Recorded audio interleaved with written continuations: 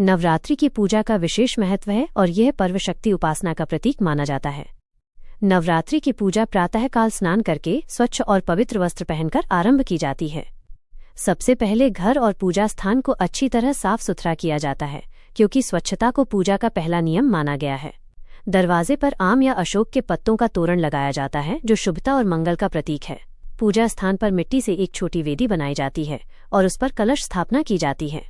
कलश में गंगा जल भरकर उसमें रोली, अक्षत, सुपारी, सिक्का और कुछ पुष्प डालें।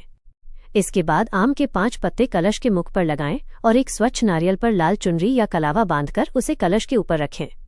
यह कलश देवी का आह्वान माना जाता है और इसे ही देवी का प्रतीक स्वरूप पूजित किया जाता है।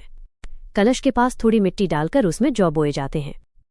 ये जौ पूरे 9 दिनों तक बढ़ते हैं और शुभता व समृद्धि का प्रतीक माने जाते हैं।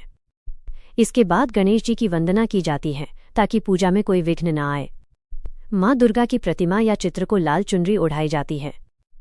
अखंड ज्योति प्रज्वलित की जाती है और भक्त नवरात्रि का संकल्प लेते हैं। संकल्प के बाद प्रतिदिन माँ के 9 रूपों की पूजा की जाती है। प्रत्येक दिन माता के अलग अलग स्वरूप की आराधना की जाती है। शैलपुत्री, ब्रह्मचारिणी, चंद्रघंटा, कूष्मांडा, स्कंदमाता, कात्यायनी, कालरात्रि, महागौरी और सिद्धिदात्री। पूजा में प्रतिदिन फूल, धूप, दीप, चंदन, कपूर, नैवेद्य आदि अर्पित किए जाते हैं।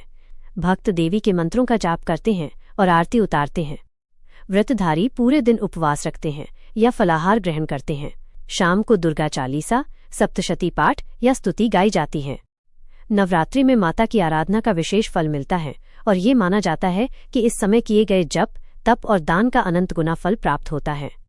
नवमी या अष्टमी के दिन कन्या पूजन किया जाता है, जिसमें 9 छोटी कन्याओं को देवी का स्वरूप मानकर उनके चरण धोए जाते हैं, उन्हें भोजन कराया जाता है और उपहार दिए जाते हैं। 10वें दिन विजयादशमी या दशहरा मनाया जाता है, जो बुराई पर अच्छाई की विजय का प्रतीक है। इस प्रकार नवरात्रि का ये पर्व पूरे 9 दिनों तक घर में सकारात्मक ऊर्जा, शांति और समृद्धि का वातावरण बनाए रखता है।